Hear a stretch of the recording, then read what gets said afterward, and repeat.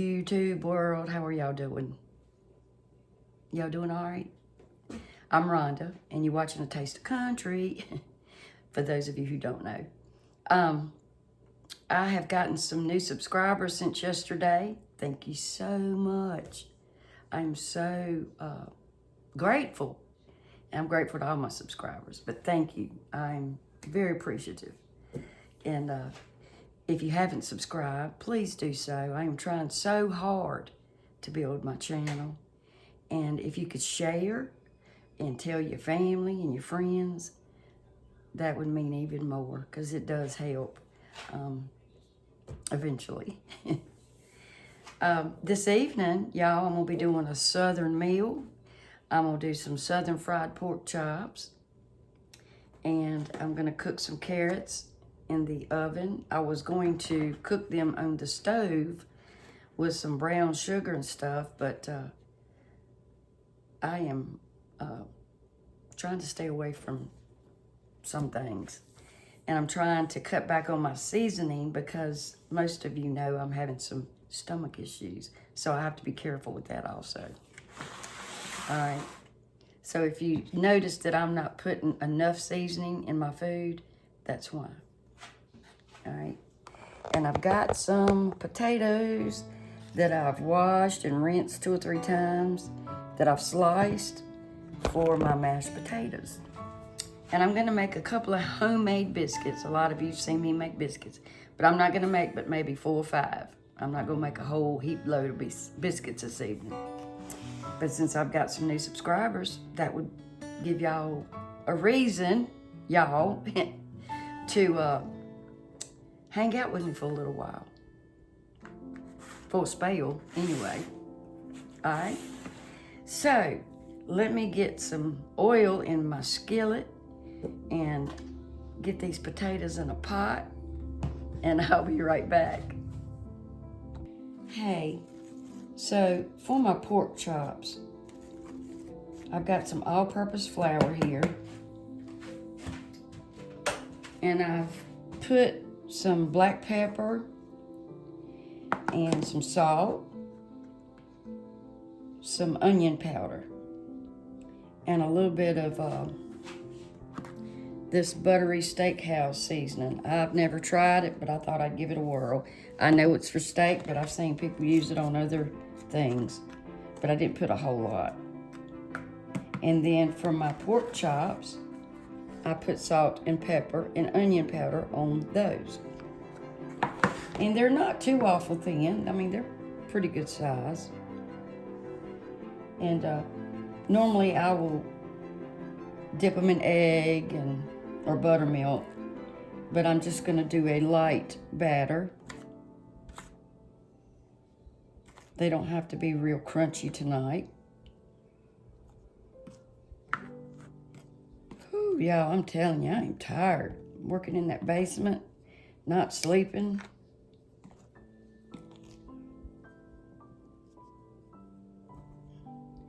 So I'm just doing a light batter.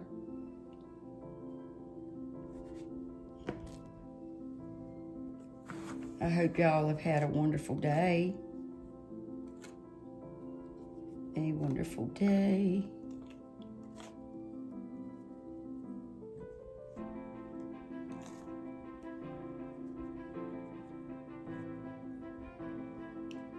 And these were a little damp. They wasn't totally dry.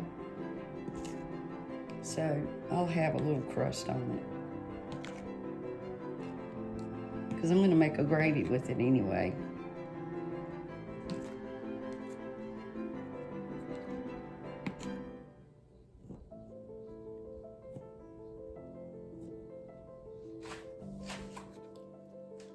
And one more.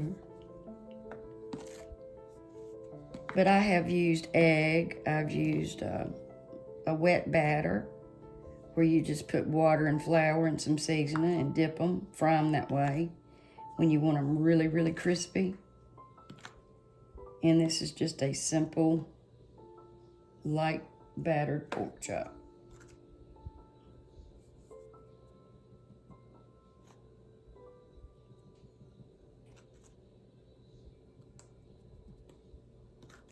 Just put a little extra on there for it to sit for a minute. Okay, I'm gonna save this flour for my gravy. I always pour out more flour than I need. I just do. Alrighty.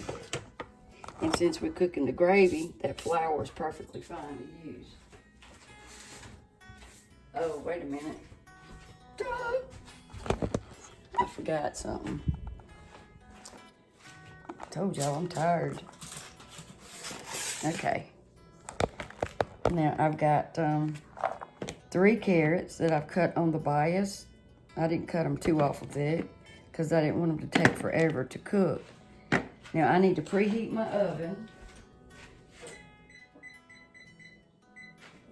I'm gonna start them off on 375 and may wind up on 400 because I don't want them to get done before everything else cooks. You know what I mean?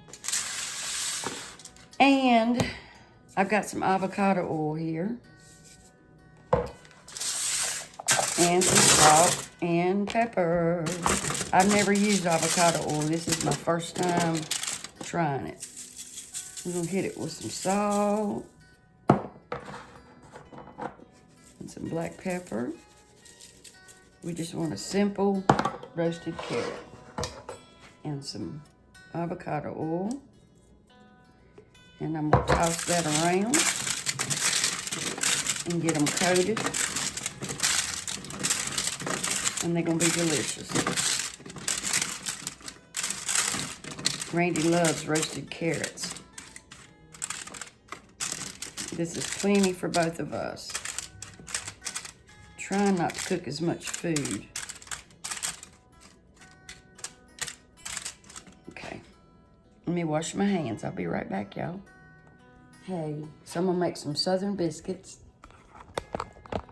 And in this small bowl here, I've got about 1.5 cups of self-rising flour.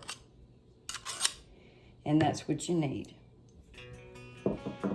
If you use all-purpose, then you know you have to add some salt and some baking powder. And what I've got in here is some Crisco shortening, about 1/4 cup. And I added about a teaspoon or 1/2 teaspoon of granulated sugar. And I'm just gonna take my pastry cutter and I'm gonna just cut in here like this. Just break that up.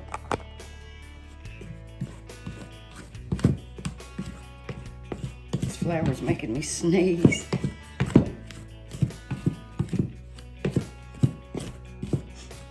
And if you don't have buttermilk, feel free to use whole milk, regular milk. Or if you got regular milk, you can put some vinegar in it and make buttermilk. You do the same thing. It will do the same thing. So you want to see them little pieces like that? That's what you want. And I've got some whole buttermilk. And I'm gonna just add a little bit at a time. Probably gonna need about 1 cup, 1.5 cups maybe. It just depends on how the humidity is. You don't want to get your biscuit dough too wet unless you're making drop biscuits. If you're gonna roll them out, I think it inhibits the rise of your biscuits. And if you get it too wet, just add a little bit more flour, just like that. You don't want them to be, you know, too wet. See, about like that. Like that.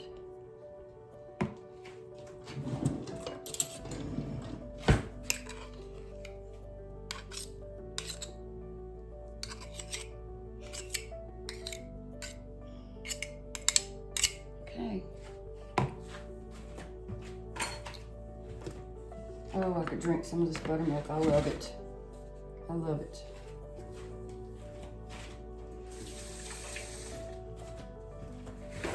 I like buttermilk and cornbread. It's so good.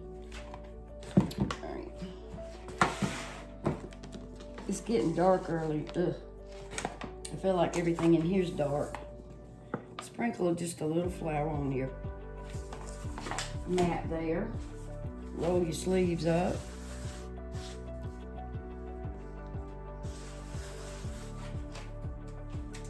Okay. Dump your dough out.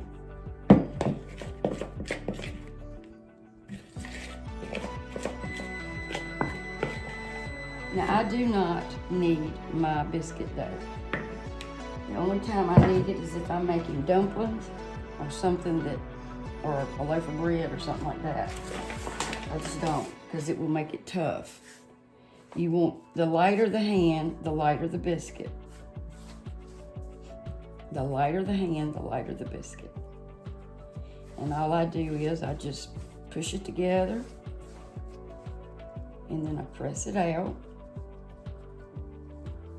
And if it feels too wet, just add some flour, it'll be fine.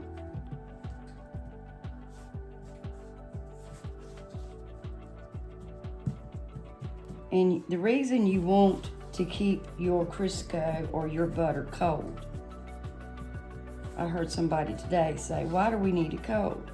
Well, I'll tell you why.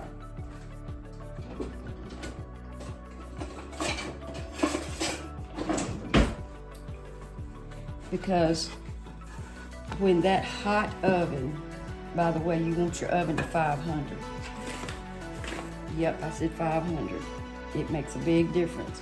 If you cook in biscuits in an oven that's not hot, they will get, and if it takes a long time, then they're not as fluffy and they will get dried out. I make my biscuits the same way, other than the way she mixes them. We do the same thing. Brenda Gant and I, that's the exact way that she bakes hers on 500. But the reason you want your butter or Crisco to be cold is when you get your biscuits cut out and you put it in that hot oven, that heat hits those little pieces of Crisco, it causes steam. And when that steam explodes, then that's what causes the layers and the little pockets in your biscuits that taste so wonderful.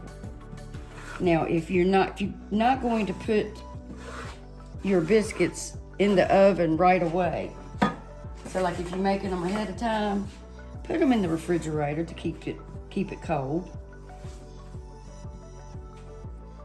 That's what I do. And they've never failed me. And I'll just put several layers in it and just press it down. Put another layer, press it down, and then another. You don't have to work it to death. I don't know why people do that. I mean, it's easy to do. I used to do it because it's fun to mess with. It really is. But you don't have to. You treat biscuit dough very gentle.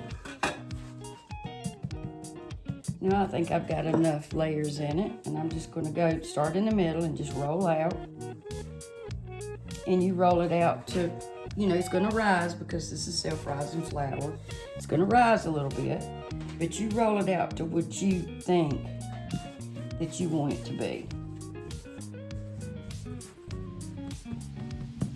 I think I'll fold it one more time. One more.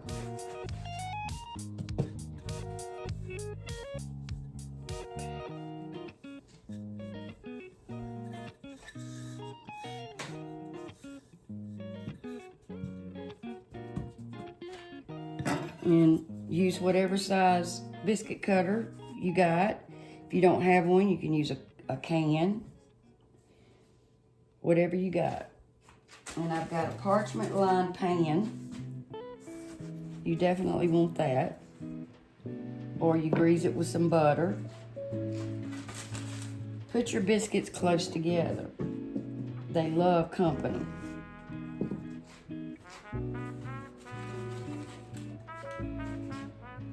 Don't twist. If you twist, you're gonna lose your layers. If you do like that, it's up to you. I go down and up.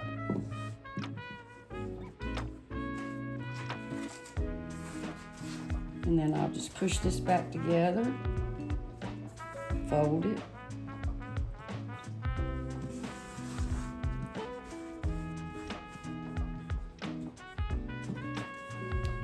And if it's hard for you to roll your dough out, then you've worked your dough too much. Then the gluten has formed. You need to let it rest.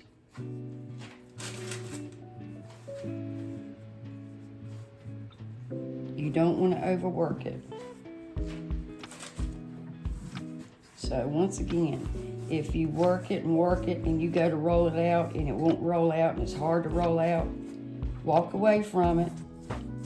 Cover it up, walk away from it, and give it about 15 minutes. And it will have relaxed. Should relax. Okay, let me wash my hands, clean this up. So that made 8 biscuits, and I'm going to stick them in the refrigerator.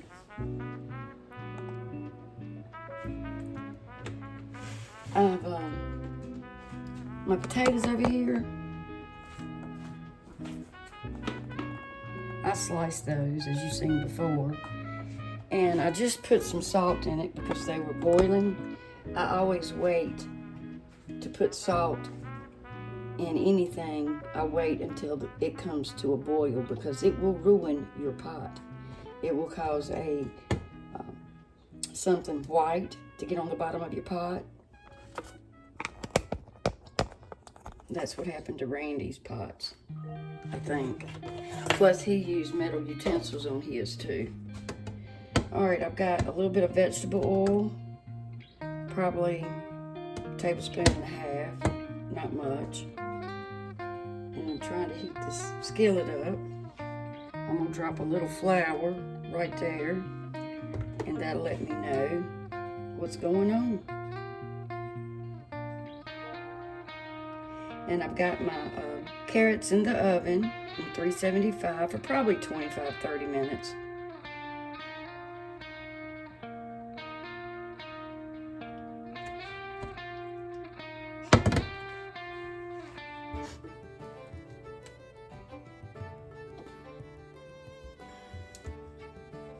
It takes a good minute for this thing to heat up.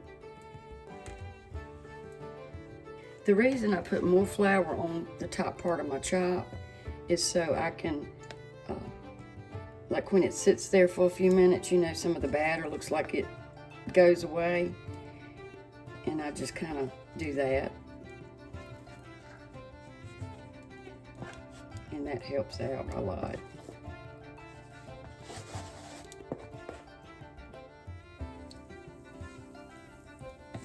And you can put as much seasoning as you want on your pork chops. But I've got to be careful.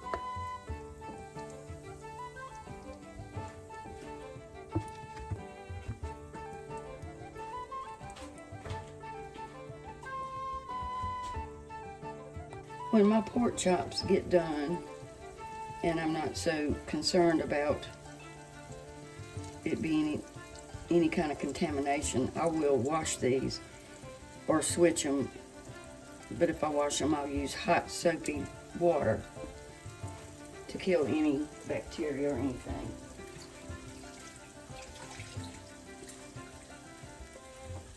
So y'all always think about that when you're cooking any kind of meat.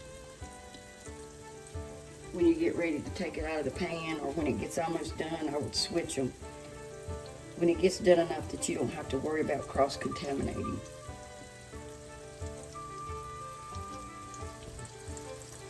It's got enough grease underneath it. And we'll wait on that to crisp up. We'll flip them over probably about 5-8 minutes on each side. I do want to add just a little bit more black pepper to it, because I put right much on it, but I do enjoy black pepper. You see, I put it on 5, and it gets higher. It just, it has a mind of its own, y'all. I think it's mad at me. Let me see if my potatoes are done.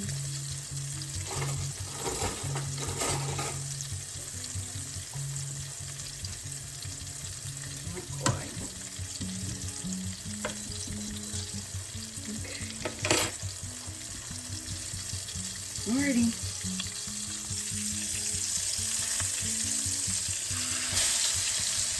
A nice crust.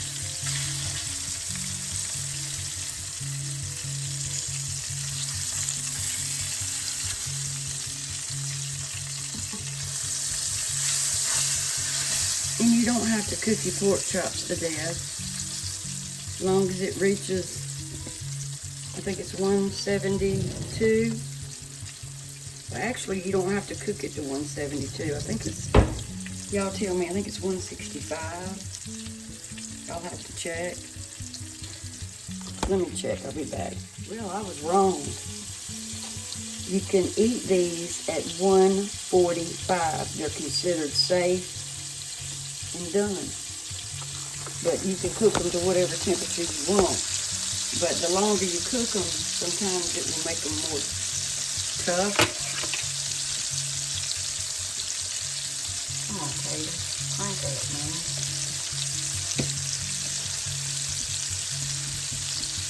Let's get in that stove, please.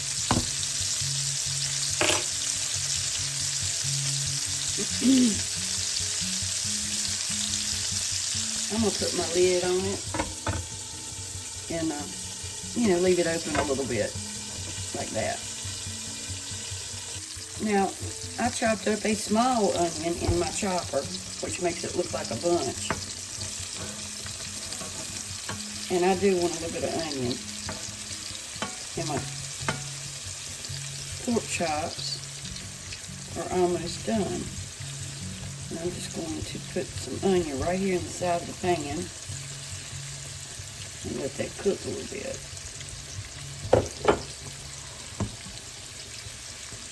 It won't take long at all because they're so small. And I do not want any garlic in it. And I've changed my mind about the garlic. I'm not a fan anymore. When I made my sloppy joes the other night, they were delicious. But that garlic was so strong with the vinegary stuff they put in it. I didn't like it. So I'm going to try not to use it anymore unless I have to. I'm going to start using my fresh garlic. I mean, kudos to anybody that loves it. I just, maybe it's because it's almost empty. Could be. Now when I make my gravy, y'all, I've got a couple of cups of water and some better than chicken bouillon. I just put about a teaspoon in there just to give it a little extra flavor.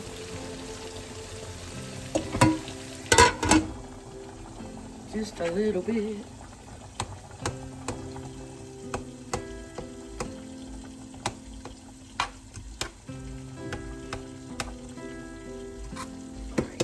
They're almost ready.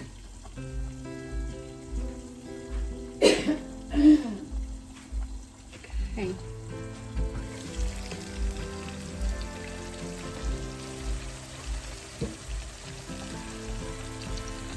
Now I checked the temperature on my chops and they're like 160.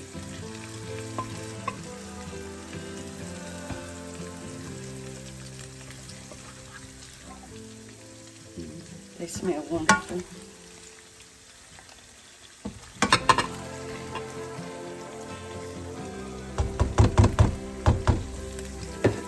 And I'm going to make my gravy. And I'm going to do my mashed potatoes.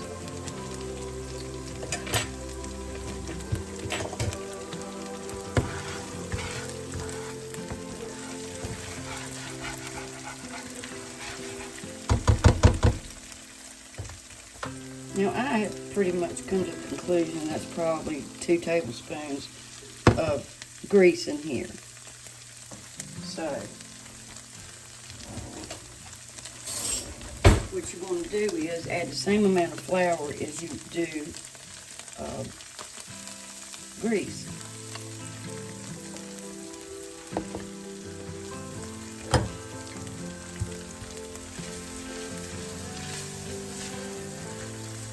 And scrape all that goodness off the bottom of your pan.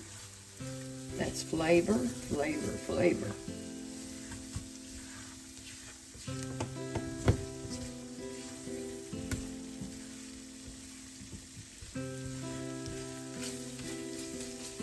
And if it looks like it's not enough, just add a little bit more. It'll be fine. You just might make it thicker. That looks about right. That looks right, y'all. And cook it for a couple of minutes just to get that, cook that raw flour taste out. It doesn't take but a couple of minutes. If you want your gravy dark, then you cook it until your flour turns dark. That makes a dark gravy. If you like a light gravy, then don't cook your flour that long.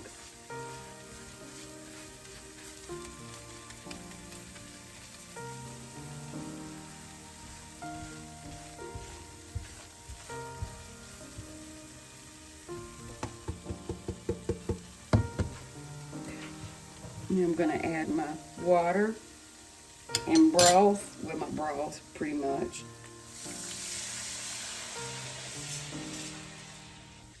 Start off with a little bit at a time.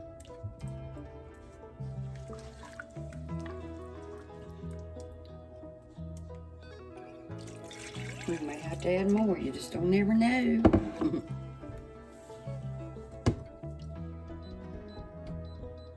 Turn my heat back up.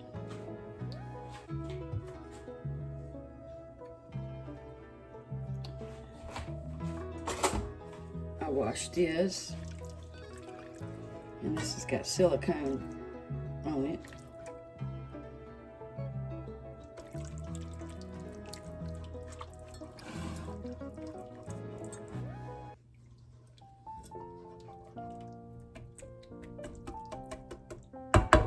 And that's pieces of the pork chop that's in there that stuck to the pan. A little salt and pepper.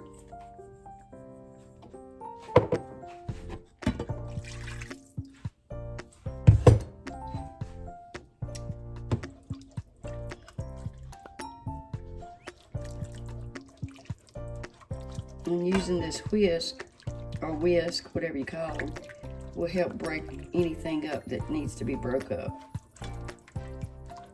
like the flour.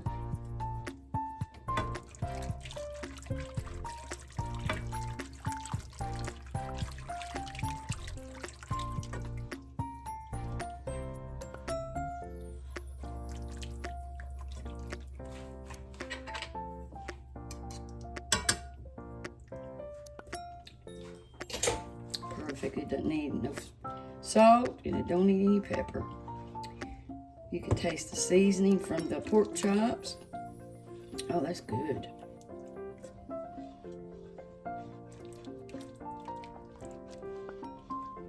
It's gonna be good over a biscuit too. Over a biscuit, a southern biscuit.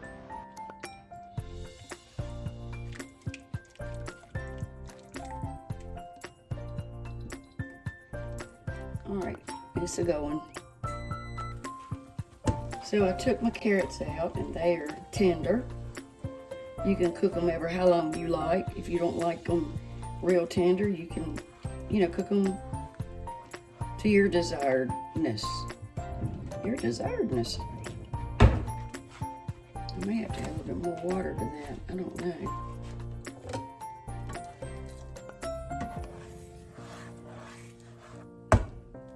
Let me see. I'm gonna get just a little bit more water. A little bit more. Just a little bit more.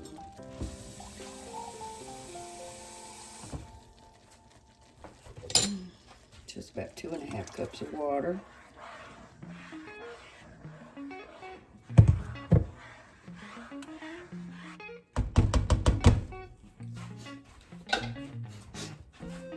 I'm sorry, y'all. I sniffled a little bit. Allergies getting to me. Okay. I was down in that basement, on the other side of my basement, dusty, full of big boxes of stuff.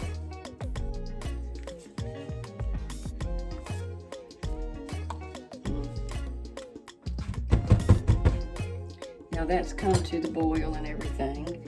And I'm going to set my chops back down in the gravy.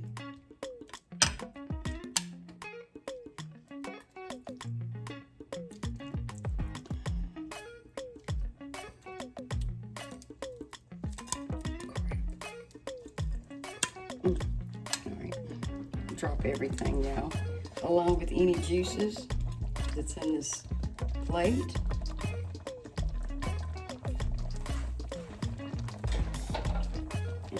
To turn this off because it's almost time to eat. And we'll cover that up. And then we'll make my potatoes. And waiting for my oven to preheat to 500. I did not say that my mashed potatoes were going to be calorie-free. So I put a half a block of Philadelphia cream cheese in there. And about a half a stick of butter, some salt, and some pepper. Sometimes I add evaporated milk, but most of the time I like it just like this.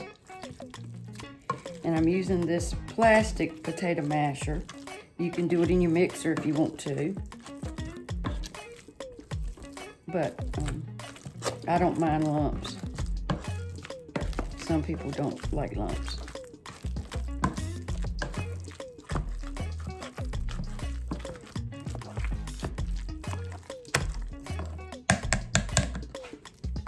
And I have some chives. I might just trim off a few of those and put on top. And I like a lot of pepper, black pepper, in my potatoes.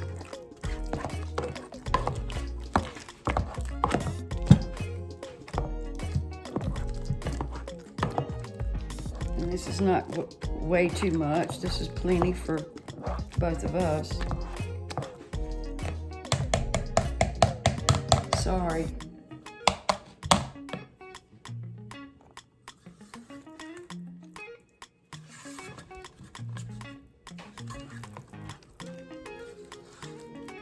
Alrighty. Yummy, yummy, yummy.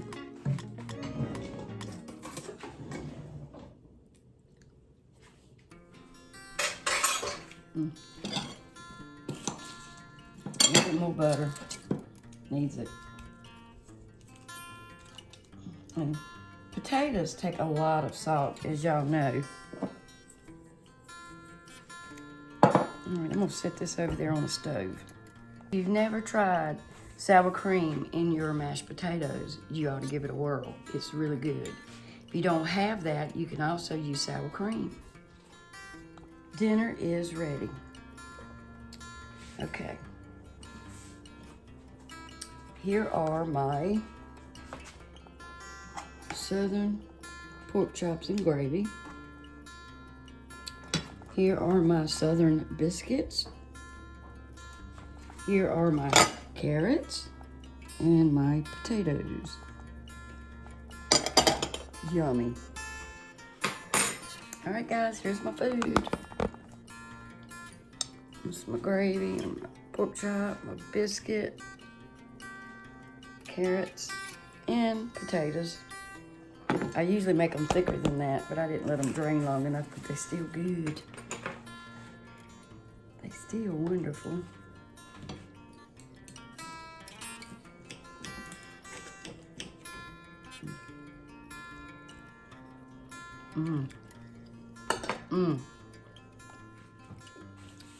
I put the right amount of seasoning on them. That is good. That pork chop and gravy with that onion in it.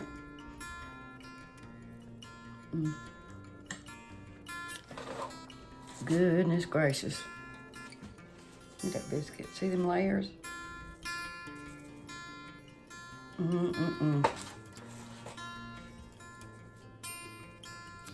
Delicious. Woo. So I'm gonna go eat. Oh, you see a carrot. Carrots. Salt and pepper is all you need. A little bit of oil. Sweet. Okay, y'all. Thank y'all for watching. Please subscribe if you haven't. And please share my videos.